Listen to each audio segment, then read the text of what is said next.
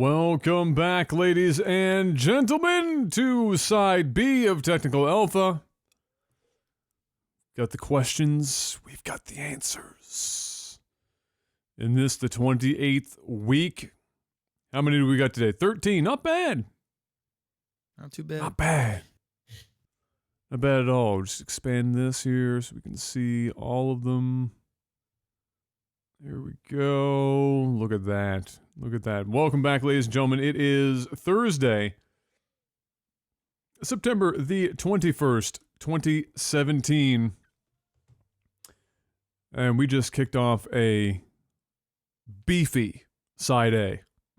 Yeah, so let's make this one not as that beefy. Was just so die over here.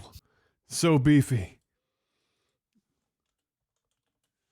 All right, so gentlemen, we got questions. Has anyone selected a question yet? I just got to the page now. Do we have a question? I have a question. Okay, what's the question? I saw this one and it resonated with me instantly. This is from Jorbach. He's actually a first-time patron. $25 pledge. Welcome. So, I feel like he gets me when I read this question. Have you ever gotten really lost?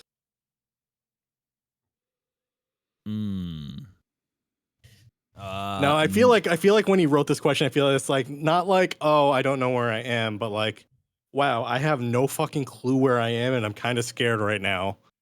Type of lost. No. Yeah. Yes. Ish.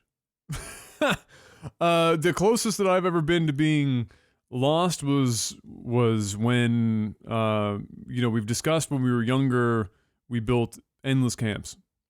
And the further back you went, there was a time where there was a certain spot in the woods that would have lined the back part of our street that goes on for a good long while. I mean, you're going to walk for hours in one direction before you hit the next side of civilization in the woods. And there was a certain area for the longest time that was the furthest that anybody on the street had gone. And, what did we call it? We called it like the junkyard or something. Can't remember. I think we called it the junkyard. And the reason we called it that is that there was a sizable, at some point, hunting shack or something that somebody had built. I think this is before Jeff was on the street. Back in the woods, there was a very specific path to take to get to it, but it was abandoned years and years and years and years ago. But there was still stuff inside of it, the pans and stuff like that, but it was like half fallen over and all this crap. And a lot of the wood that we originally got for these camps came from this site. And for the longest time, that was this wasn't the lumberyard. No, this wasn't the lumberyard. This was back in the woods. This was some shack that somebody had built years and years and years ago, like probably 15, 20 years before we were around, and probably before the street was developed. So it was about 15 minutes into the woods walk. Further than that, nobody ever went. Then eventually, the older we got, the further back into the woods we would feel comfortable going. And when we were first exploring back there's no paths really. There's a couple of paths, but there's not really much for paths back there. Was that like in behind Brian's house almost, like on that little path, if you just keep walking straight, or was this a different area? It was other end of the street, actually. Oh, okay. You'd go in Scott's house. So in order to get there, we often would take the path that was on Brian's end of the street because it was the most defined path that was there, and it went the length of the street, like it ran parallel once you got back all the way. And then there was a path that was kind of overgrown on an offshoot. It was probably more of an animal path. And you got back, and then if you walked a straight line long enough and you held a hill to your right, you would get to this secondary path, older, that had been grown over, but then the shack was back here. I don't know if you remember we had considered putting a paintball field way back there at some point. That area was where the shack used to be before we stripped it clean. So that was where it was. But anyway, the older we got, the further back we would go. And there was this one day that Brian and I decided to just fucking give her. And we went deep into that woods when we were, I don't know how old we would have been at the time, but we went back. I don't know, Jeff, you were probably back that far enough at some point, but if you go back far enough, like kilometers, there's a lake back there, one of a few. We went all the way back to this lake. And it took long enough that by the time we got there, the sun was starting to go down. And so we turned around, we were immediately basically trying to get back home. We'd never been this far back. There are no paths back there. We're not really all that old. And you don't see houses, nothing. You're in the thick fucking Canadian woods back there. And we struggled because at one point you go off a path. We were trying to find the path that we were on to get there. We couldn't find it. We were finding animal paths, that deer would trotting down and all this other shit. We couldn't find the path, and we wandered aimlessly until it was dark. And at that point, we were looking at each other going, well, shit, we're kind of fucked right now. And thankfully, eventually, I heard a truck backing up. You hear the beep of the truck. I heard that, and I got the direction, and we just walked in that direction. And we ended up like 3 or 4 streets down from our home street coming out on the road. And it took us a while. We had to get out to the main road to even know where the hell we were. But thankfully we got home, and it wasn't late enough that our parents had lost their minds yet. But if we'd have been much later, they'd probably be like, all right, where the shit did Adam and Brian go? But that was the closest I'd ever gotten to being legitimately lost. And it was a little freaky because when you're that old and you're in the woods by yourself, at nighttime, it's a little spoopy. Yeah, I have never been lost. I'm the closest thing that I can think of being lost is when I woke up on top of a Gatorade machine in the student union building, and it wasn't. I figured. Oh, that story is good. Yeah, I figured when you I were just woke mentally up, lost. Yeah, like when I woke up, I thought I was drugged, and I checked. I bought a Gatorade. Obviously, I bought an orange Gatorade. Went in the bathroom, checked my ass, see if I was raped. And then I came out. I knew exactly where I was because I went to school down there, but I didn't know how I got there. That's the closest thing to lost I ever was. So how hammered do you have to be to wake up on top of a Gatorade machine? Hammered. I'm pretty sure I was drugged in some way. I want to know what the drunk or drugged reaction is. I'm going to climb on top of this machine. Yeah, snuggled up on top of a Gatorade machine. I want to see the security footage. Yeah, exactly. That's what I want to see. And I get up and I walk out to the door, and the janitor's coming in, and I'm locked in from the inside out. Jeff? He has no idea how I got in there. So what? Did you have like a bunk bed in your dorm or something, or were you in like a single? No, like it was like initiation. Try ladder climbing that vending machine. It was like initiation night, and I got really hammered, and I went to Pizza Corner, got a donair, and I remember throwing the tinfoil in the garbage and blacked out. And the next thing I knew it, I woke up like on the other side of campus on a Gatorade machine. It was like 5:30, 6 o'clock in the morning. The sun was just coming up. And I'm literally on top. It's fucking dusty as shit and everything up there. And I'm like, the fuck? And I climb down, I get an orange Gatorade, and I take a sip, man. I was dehydrated as fuck. And and then I had somebody's the image. I had somebody's dorm keys in my in my pocket. I had no idea what happened, dude. So that was the most lost I ever was. Man, it's just the image of you curled up on a gate. The security footage. I would have the first thing. I'd be like, please. I know it's fucked up, but can I see the security footage of me climbing up on this Gatorade machine? Why would I even do that? Like, who does that? Like, not in my life have I ever thought about climbing a Gatorade machine for any reason at all. Oh, it's absolutely. So anyway, I snuggled up beautiful. There. What about you, Panic? So there's a little bit of backstory on this, just about me as a person. I'm sure if you guys have ever seen me or walked around with me in person, I have a notorious tendency that as soon as I come out a door, I'll look one direction. I might even take a step or two, and then I will immediately turn in the other direction and start walking. That's because my mind has a mental filter that my internal compass is always 180 degrees wrong. So my natural instinct to go one direction, I must override it and then immediately turn in the other direction to start walking. And that's the right way to go. I developed that because we had some camping trips when I was in high school, and kids misbehave. They go and wander where places they shouldn't at night. So we were camping trip like hiking packs, tents, a bunch of us out in the woods. Many hours away from home. We took like a 15-passenger van up to like Vermont or something, and we were camping in the woods somewhere out in bumblefuck nowhere Appalachian Trail. And nighttime rolls around, lights out, everyone's in their tents. Buddy and I decide, you know what, we're gonna go explore a bit because we're brilliant. We only take our headlamps and whatever, we go. We wandering in the woods for maybe 20-30 minutes before we realize we have no fucking idea where we are. We thought we were on the trail, but we actually lost the trail at some point. And we're like, you know what? Buddy's just like, let's just try to backtrack. And I'm following him for a while. And we're going, and then like we're walking for like maybe half an hour to an hour. And we finally just like, I'm like, I feel like we're going in circles. And then he's just like, yo, man, like, I have no idea where we are. What the hell are we going to do? By now, it's probably like 1 a.m. or something. No one's going to know we're out here for another couple of hours. Everyone's asleep. And I'm just like, got no friggin' idea. He's like, all right, let's walk for a little while longer. And we keep walking for maybe about another 15-20 minutes before we stop. And we're like, you know what? We might be getting really far away. To me, what direction do you want to go? And I'm just looking, and I'm like, dude, at this point, it's warm enough. We might just want to like sit and wait here until sunrise, and then we'll figure out where we are and go. And then he's like, what direction, if you had to go, which direction would you go? And I'm like looking around, and I'm like, first thing I say is, under no circumstances am I going to go in that direction. I just like point, and then I'm like, my entire body is telling me we should be going that way. But I don't want to go right now, so we'll wait until morning.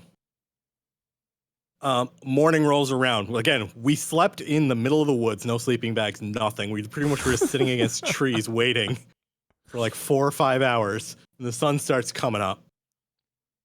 And, we hear people from the camp waking up. And we realize that we were no more than 200 feet away from our campsite in exactly that direction. Oh, no. That would have been amazing if you decided to walk at that moment. So at that point, why did you guys just not yell for help at any point? Like it would have just heard you. Like we would have. We figured we would have gotten. We figured we would have gotten in so much trouble that we're just hey, like, Panic, you know what? We see you. Right over here, Panic. I hear you loud and clear. You don't need to yell, bud. Standing right beside you. We would have gotten in so much trouble. So literally in the morning, we just played it off. The teacher's like, "You look shit." I was like, "Yeah, we didn't sleep all that well." It's like, "Well, why were you so far out there?" He's like, "Yeah, we were looking for a place to piss." That was that. No one knew we got lost. In the woods to take a piss. Okay, this one comes in from Neil Pring, who is a what? Press the wrong button. Let me back this up real quick. Oh no, you didn't just do this. Anyway, the question is, while I go back and find this again, the question is, what was what is the funniest and or most epic meltdown you've ever witnessed? Oh, man. Okay, definitely hands down, it's an easy one. It's when Kanye West said George Bush doesn't like black people. That is probably when he's and then they panned over to the camera, that poor fucking dude that was in the fucking back hallway. And he looked like they cut. It was like next to the Gator. He was coincidentally, I think, next to a Gatorade machine. Yeah, and he's sitting there going, and Michael Myers was just going, "Oh my god!" I remember watching Mike Myers' face when Kanye said the words, and he was like internally screaming, but also kind of like, "What the fuck did you just say?" And just because he just kind of slow nodded and was like looking off in the distance, like. Oh, fuck. Okay, Kanye. How do you even respond to that? Well, exactly, right? That's a good one. That's a good one. I think I don't know if it was funny. It was funny at the time, but when you're older and you look back on things like this, you realize you're just kids are just assholes. So, this is a junior high, and we had a substitute teacher. She was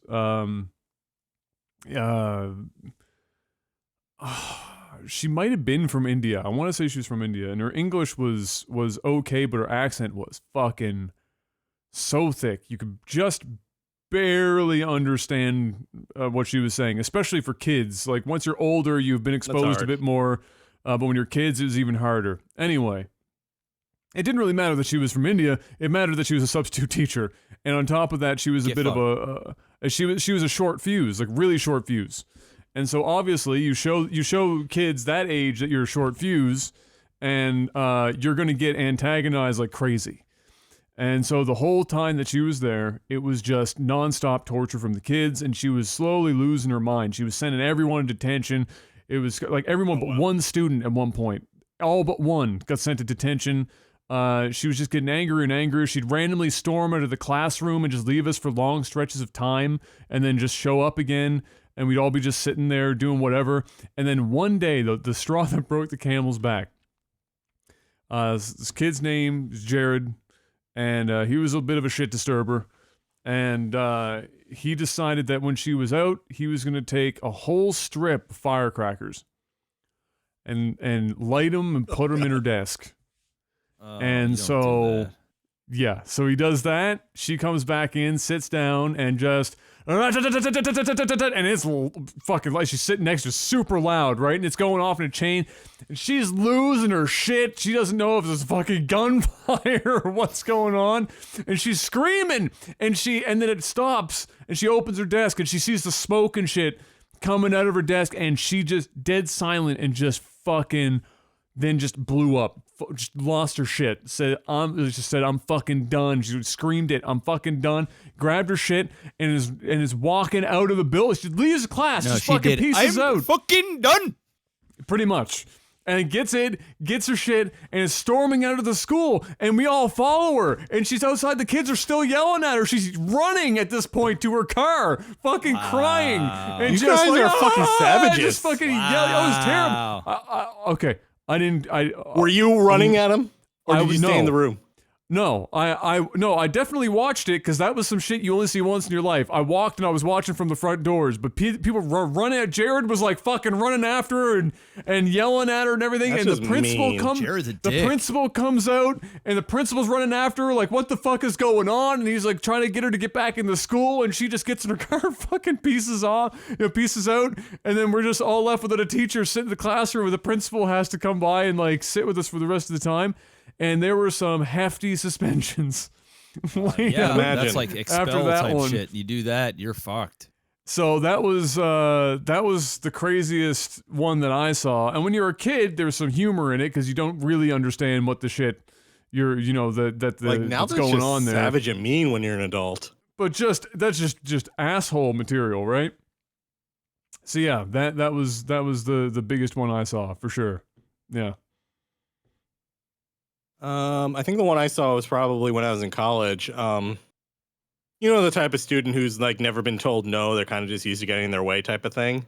We had like one of those sorority girl types in one of my like business classes. I think it was micro eco or something. And she would always like show up late, but she'd also always show up late to the exams. And for like the second midterm, you know, or for the first midterm, she showed up like 45 minutes late and then asked for extra time because she had an allotment for extra time. So the professor was kind of annoyed because now, you know, instead of having to stay like, you know, the 20, 30 minutes extra for the allotment for, you know, learning disabilities or whatever, he now had to stay like an extra hour and a half to 2 hours. So meaning he had to stay until like 6 o'clock, which, you know, not fun. So because our midterms were called 4 o'clocks because they happened at like 4 o'clock and they ran for like an hour and a half. So, after the first one, he warned her in class saying, if you show up late more than 5 minutes to any exam or more than 10 minutes to any class, I'm going to fail you unless you have a note. So next midterm rolls around. She shows up 45 minutes late, walks in. It's like, asks for an exam. Pen, pencils, everything ready. He's like, no, I failed you 40 minutes ago. Get fucked. Oh, get wrecked. And he's like, I warned you. I even told you in class multiple times before today. And she just had that look on her face of like she couldn't process and understand what was happening. Then she was just like, so give me the test so I can take it. And he's just like, I don't believe you understand. You have failed this course. Like,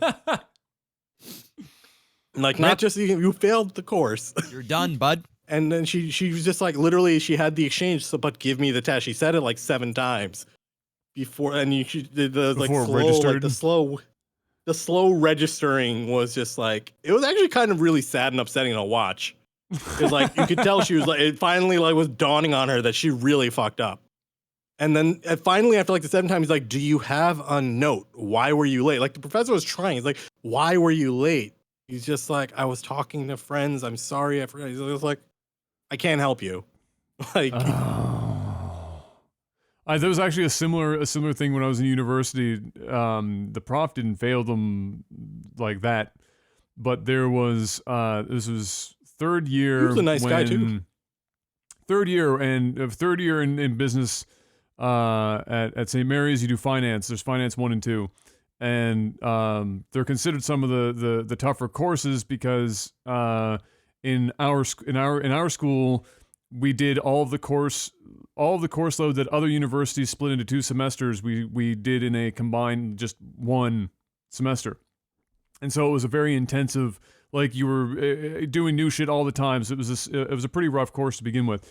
They got a new department head the year that I go into my 3rd year for finance, and he also is, of course, at the time he's tenured, and he became a professor for my finance, and he came from Toronto. And for people in Canada, they'll understand this. Is that Toronto thinks that it's the center of the universe, and at the very least thinks it's the center of Canada, and that Toronto is better than literally everyone. It's the let's say Toronto is the New York of Canada, is the closest comparison that I can think of. It's the center of the fucking universe. Toronto is the closest thing to asshole that this country has, and they have a bit of a complex. Toronto specifically has a complex about the East Coast. They think the East Coast is this useless bunch of fucking backwater hicks. So this guy comes from Toronto. Obviously, he's not good enough to get tenured prof position at one of like U of T or some other fucking like more prestigious schools. So he comes all the way down to Halifax to be the Sobey School of Business. Now he thinks he's swinging big dick because he's the friggin' department head of finance there. and he decides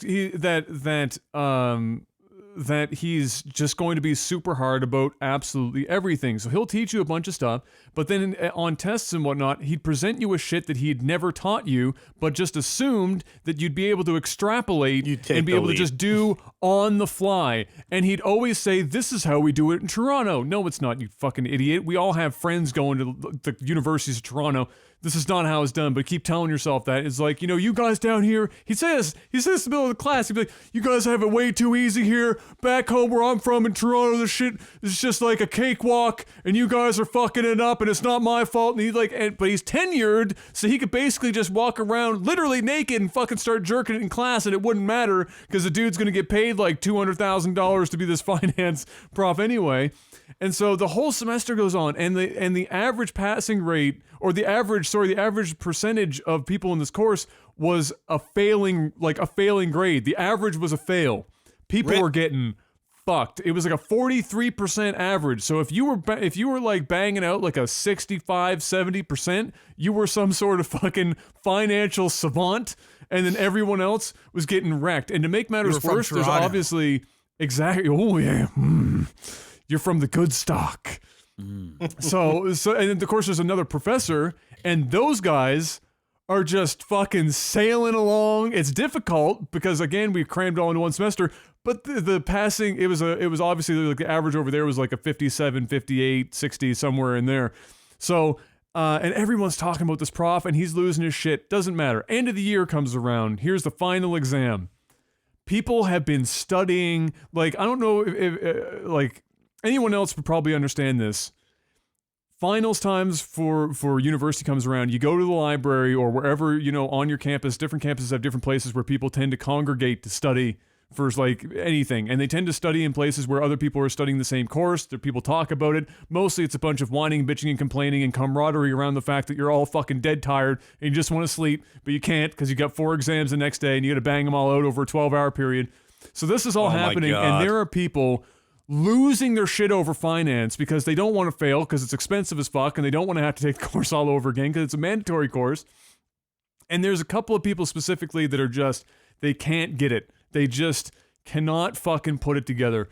Exam day comes in, and when we write the exams at our school at the time, you did it in this big ass gymnasium auditorium thing. And they'd all be in there at the same time. And in the background, I hated this so much about St. Mary's. In that gymnasium, the score clock had a constant fucking buzz that was so loud, and you were in there for like 4 hours. And you're trying to concentrate, and all you can hear in the background is this zzz for like 4 fucking straight hours, and you're trying so hard. And so I remember 2 things. I remember that constant buzz that I had heard for 2 or 3 years previous to this is whatever. It was like part of my zen now. It was part of my fucking being. But on the day that we write this exam for this fucking finance prof, and I'm going, and I'm making shit up. I'm bullshitting my way through this fucking exam because I don't know what the fuck he wants me to tell him. Out of all the silence except for that buzz, suddenly you hear a quick sniff, and then a whimper, and then all of a sudden, full blown 5-alarm fucking fire. This chick fucking bawling her eyes out, snot, fucking like screaming, and so all you can hear is a zzz, and just crying. And it sounds like she's being killed. And there's like 300 people in this auditorium, and of course they all turn around and like snap and look at her. And then she realizes everyone's looking at her, and she's like so ashamed of herself, and her mascara's fucking running, and she's just I can't do it. And the prof is looking at her like fucking whatever, and she just runs out. She doesn't even write it. She just fucking like sprinted out of the room crying her eyes out, and everyone was so like, what the fuck is happening? And then one other person, a dude, same thing, not as loud. Dude was a little bit more composed about it, but he was crying. And he was shedding tears, and he was like, and he was getting angry. It was like an angry cry. Guys sometimes when they start crying, they get angry about the fact that they're crying. So there's a little anger involved. That was where he was at. Beat red face, fucking vein coming out of his head, crying and shit. And he took the paper up and he threw it at the prof, and he fucking walked out of the auditorium. And those 2 meltdowns were fantastic. As it turns out, that dude's tenure didn't last very much longer, and he got sent back to Toronto. I actually did have a finals meltdown myself. It wasn't like anything public or anything.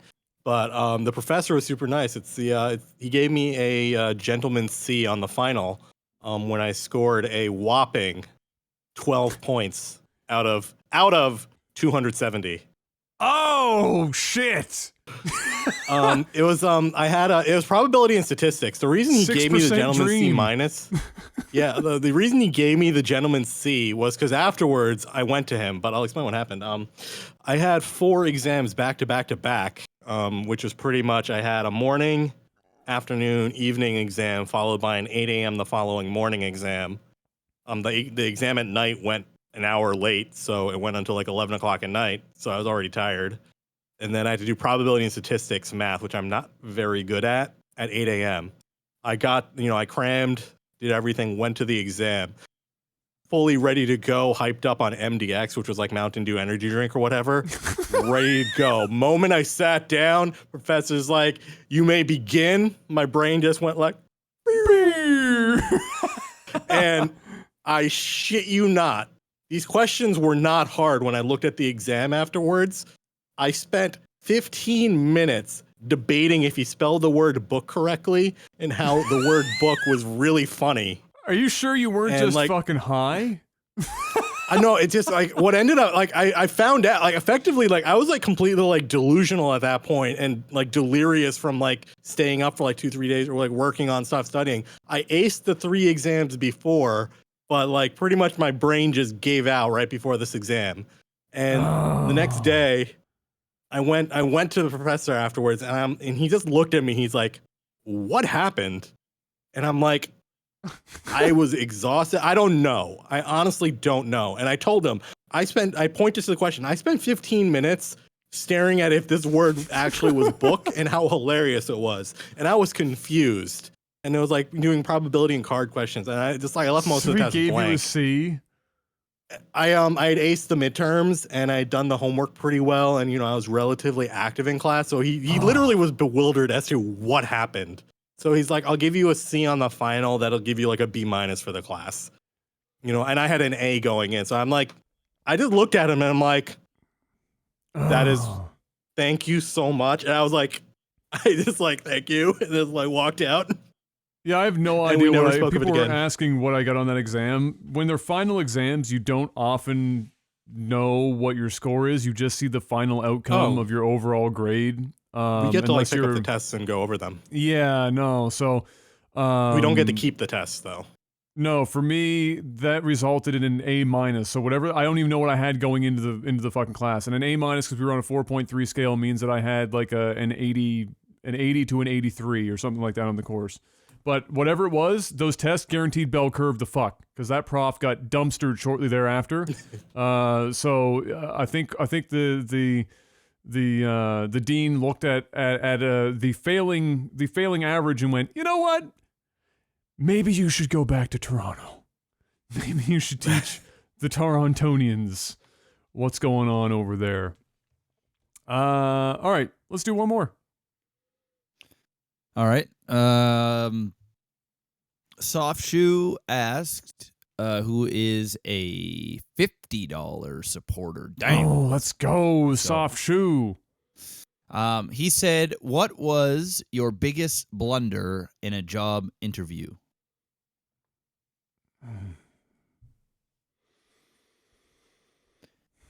I actually don't know.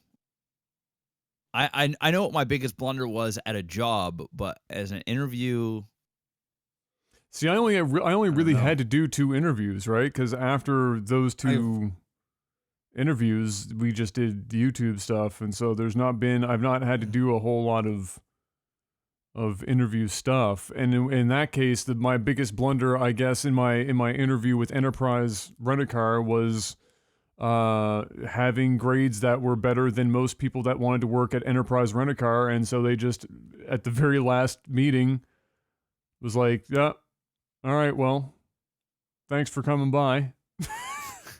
And didn't hire me because apparently you're overqualified. And I was like, I just fucking graduated. Like, what do you want from me? Seriously? I'm underqualified in one place. I'm overqualified in another. Just fucking let me work, for God's sake. Entry-level job, 7 years experience, please. Yeah. It was ridiculous. I think out of you guys, I'm the only ones that actually been like working for a long period of time. The thing is though, every job I either don't get called or I've gotten the job in the interview. I haven't really like ever fucked up an interview other than during college I like showed up super late to one because my alarm clock didn't go off, but I still somehow got that job. Because I had like the last slot in the day, so they were running late anyway. But yeah, no, it's like it's hard to fuck up a job interview unless you're just not prepared for it. Yeah. I've always crushed job interviews. Yeah. So, I fucked up on a job once. I guess I'll say something because I was working with my old man. This was like years ago. I was like 18 or 19 years old. And I don't know who was with me. It might have been Scott or somebody. But we were doing construction and we were drywalling a basement. It was a really nice house, and their basement was unfinished. So we were in charge of drywalling. So all the insulation was in, everything was done. We were just banging up sheet. So Dad was out doing something else. I don't even know if he was upstairs or he just fucked off somewhere, because we could basically at this point do it ourselves. Like there was no crazy angles or weird things. It was super straightforward. And there was a huge mirror in like the boiler room that was on like there was like towels laid down, and then the mirror was just kind of sitting on the towels and leaning up against the wall. And we were getting ready to do the boiler room, but with the boiler room, we only had to do part of it. So like some of it was to be exposed, and then the other side of the wall was to be gyprocked. So the mirror was like leaning against the wall, and we gyprocked the other side. Oh my God, I remember when this happened. So there was like there was like another spot like in behind where the mirror was laying against that we had to get to. So we ended up moving this mirror, and I mean, this mirror was fucking huge. It was like a big, expensive, huge mirror, and it almost looked like an antique. It had these big brass designs on it and shit like that. Like, you just know the shit was expensive. And Dad even warned us, like, don't fuck with the mirror. Like, it was put away on the side so that the crew wouldn't fuck with it. Well, me and I don't even know if it was Scott or someone else, but it was me and another crew member.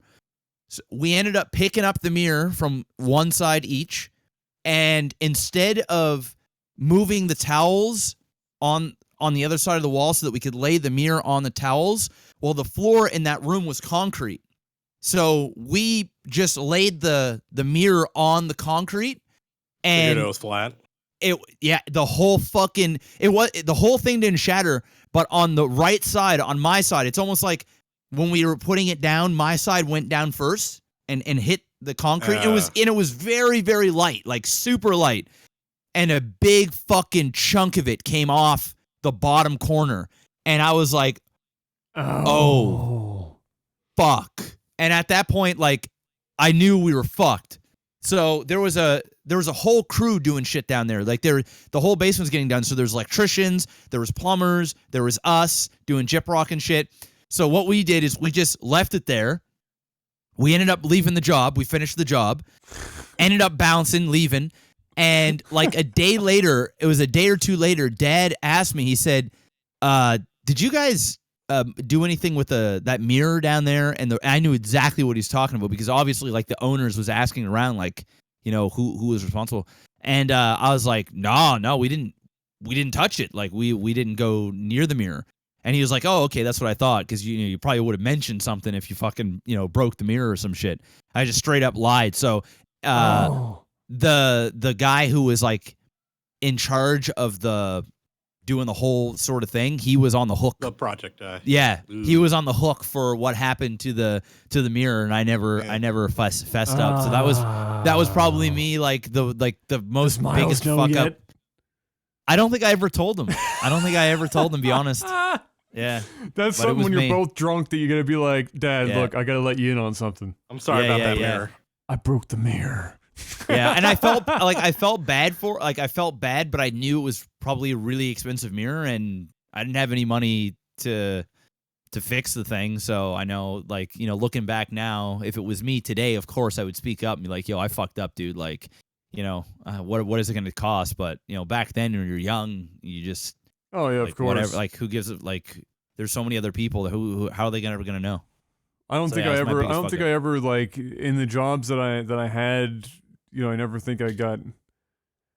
I never think I like really made like any major, like, fucking life-ending mistakes or anything like that. But I got caught. Not slacking, but on one of my jobs, it was like my first job. I was 15 years old, and I was groundskeeper, a maintenance guy for a series of condominiums in Halifax. And I had several things on the property I had to take care of every day. And then in the midst of that, I was also refinishing the wrought iron railings and stuff all over the property. So I had to use grinders and everything, take all the old paint and rust and stuff off, sand it all, repaint it, blah, blah, blah, blah, blah. I would get in this habit of when I was there in the morning, I'd do everything around the property that I had to get done super quick. And then I'd do like the railings and stuff, and I'd get a certain amount done that I'd be like, you know what, this is probably more than most people get done in a day, and I get that done, and then I'd fuck off somewhere. I'd just go for a walk. I'd just fuck off somewhere. I'd go for like no joke. And it was a nice area, so all these trees, and it was nice and shaded, and I just like 2.5 hour long walk, and I had that old Nokia, the old like brick Nokia 3310 or whatever, and I'd be playing like Fall Down on that, or like Snake or some shit, and then I'd fucking walk for like 2.5 hours, and then I'd come back, and unfortunately, eventually a couple of the residents started noticing this, and they brought it to the attention of my boss, and I was like, oh no, and they're like, look, you're getting everything done, and it's all great, but you can't be doing that shit. Yeah, you gotta at least look busy, man. You gotta just make Sweep yourself the look busy. floors. Do something. Yeah. And I was like, oh, Okay. all right. I still did it anyway. Yeah. I've had one major fuck up and probably one major slack off. But the major slack off went completely unnoticed. I went for like a 2.5 hour, 3 hour lunch one day because I'm like, fuck it, I'm just tired of working today. This was at like 2 jobs ago or something when I realized at this point that no one actually realized or understood what I did at the company because I was gone for 3 hours, come back, maybe work for another half hour, get up to leave, maybe 20 minutes earlier than the day ended. My boss is like, Tabin, great job today. Good hustle. We accomplished a lot. Oh, And I was just okay. like, That's the best. That is the best fucking place to be in too, because you just Good fuck hustle, off. and I was Great, just Tabin. like, all right. Great hustle, Great man. job. Just really appreciate your Good team. job. I was just like, and I'm like, awesome. Crushed it I today. actually felt bad. I felt bad about that. I'm like, seriously, this guy actually has no idea at all. The one time I really screwed up was actually at this job. I was literally like this close to getting fired. And it was a completely like rookie mistake that I didn't even think about and just did it. I was learning Python, which is a programming language, and one of the things is Python's got like all big defined stuff for like styling and how you should write code and all this stuff. And one of the things I like to do in general is once I've like gotten a basic idea of the language, I like take some code and I'll put like a segment of it into like a styler that says, hey, these are things that you should probably do so you look like what normal coders do. You know, you might want to change your cases and characters, spacing, and commenting, Yeah. might want to do it, like all this stuff. I just took a section of code without thinking and copy and pasted it into one of those things. Literally, no. 2 weeks later, my boss comes and he's just like, yo, there was like a cyber breach that you got flagged for, that you pasted company code outside the company somewhere. Oh no. And I'm just like, Rip. the only time I ever paste code in anything is if I'm like putting it into a styler and it doesn't talk to the outside world. And then he's like, then we looked at it and we're like, apparently this styler does talk to the outside world. And now you know. And I was just like, and I'm like, he's like, what did you paste? I'm like, no, I literally showed him. I'm like, there is nothing of like consequence here. Like in this thing, there's no passwords and nothing. But there's a couple of places where the company name is mentioned, even though it's like, just for like whatever, but it's not like accessible, it's all secured and stuff. But I'm just like, and he's just like, dude, like this caused a lot of problems. I'm like, I didn't even realize. And he's like, honestly, he's just like, it got flagged as a mark against me, but he's just like, he's like, I had your back this time because honestly, like we told you, yo, learn this language as fast as you fucking can. So it's just like, I probably would have done the same shit. Panic, bro. That was a dope story, but I gotta stop you real quick because if there was, I need a like counter on that story. I think you said like about 486 times in a 3-minute span. It's like, and I was like, Sounded and he was like a like fucking 15-year-old high school chick. And it was like so like awesome. Like I tell you, like he was like, and I was like, my god, like oh totally. my goodness, this is funny. Oh, but yes, that was a terrible life choice, bro. You should probably not do that. I learned again. not to use copy paste. Never copy paste. The styler coming back to get you. Styler, I want to do just one more real quick because it's a fun one, and then we'll call it there. Oh, I know you're dying. Dead. Desert Island, 3 things that you bring, but you have to be able to carry them. This comes in from Sergeant Dragon. Well, water.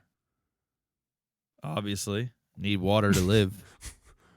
Well, I mean, you're not going to be able to carry infinite amounts of water, but I guess if you want to bring a bottle. Yeah. Oh, I'd bring more than a bottle. I'd bring like a fucking tank. I think this is assuming that at the very least there's accessible water and something for you to hunt so that you're not going to just die. I think that's the assumption. Water here. filter, butane torch, and a knife. Okay. Yeah, I would definitely take a lighter, a knife, and some FAP lotion. Oh, that 80-gallon tub of FAP lotion on Amazon. Pass the time a little faster. Dehydrate myself.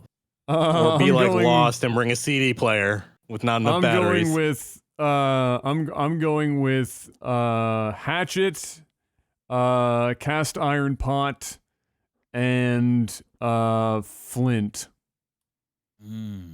are my three things. Because at that point, I mean, the hatchet's the way to go because it's a hammer, it's a cutting tool, you can do anything with a hatchet.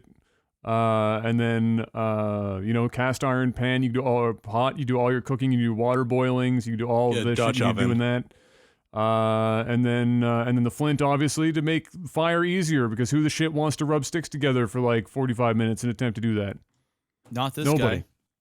No. Nobody. I'd probably fail at that too. Like, I'd be freezing. What object would you have on a desert island? Crazy? You just scrub it out with sand. It's not that fucking difficult. The shit's like indestructible. What object on a desert island would you want to be your Wilson from Castaway? Oh, yeah, what object? It's a good question. What's my Fast lotion. You'd use your FAP lotion as Wilson. You'd have your like bloody handprint on a bottle of FAP lotion. Mm-hmm. You'd be fapping so much that's where the bloody handprint came from.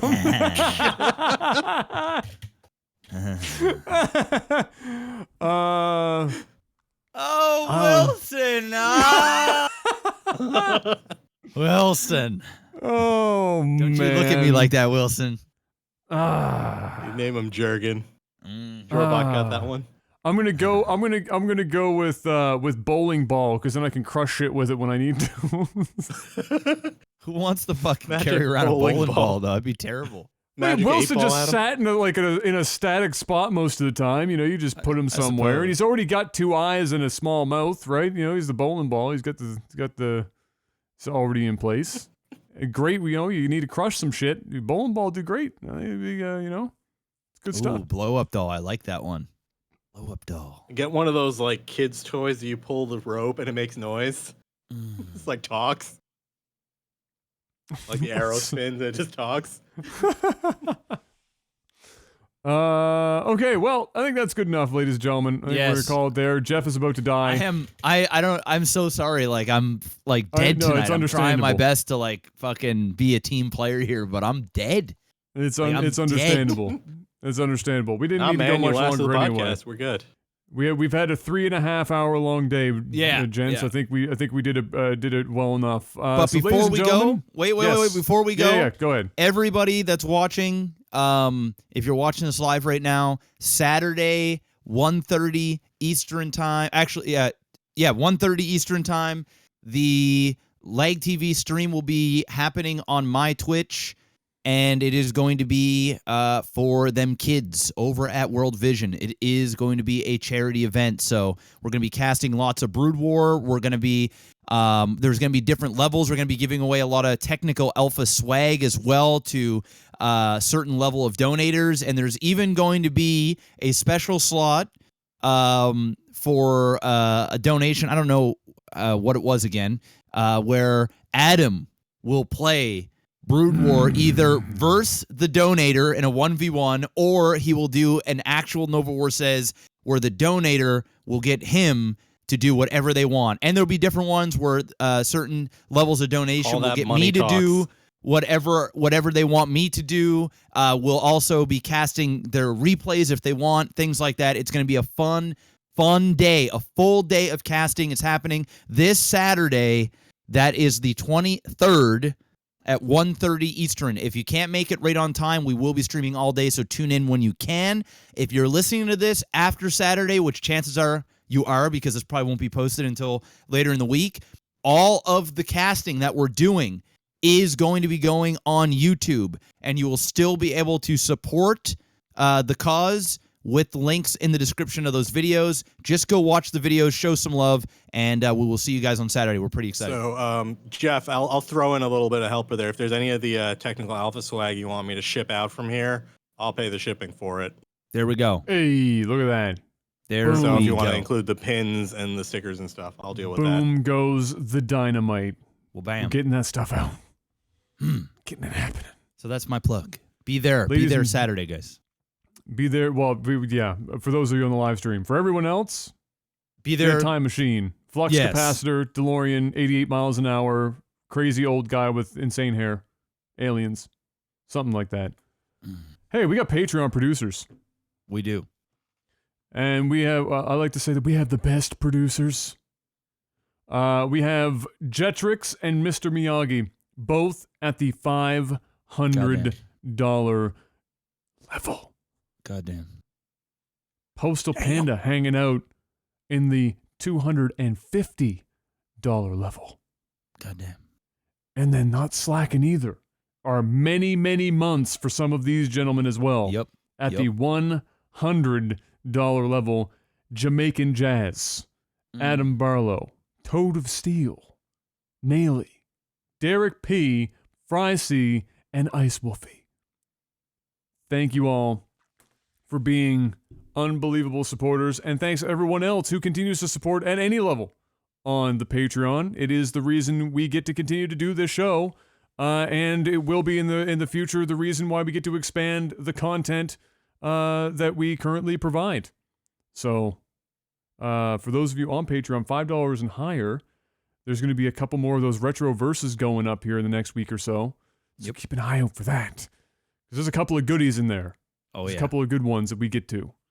So you can brace yourself for that. Thank you so much, ladies and gentlemen, for coming and hanging out with us here live. Twitch.tv/Technical Alpha if you guys are interested in joining us here in the future. Once again, the shows have been moved to Thursday, 8 p.m. Eastern Time. Love to see you guys next week. Same bat time, same bat channel. And until then, thank you again for listening and watching. Peace. Bye.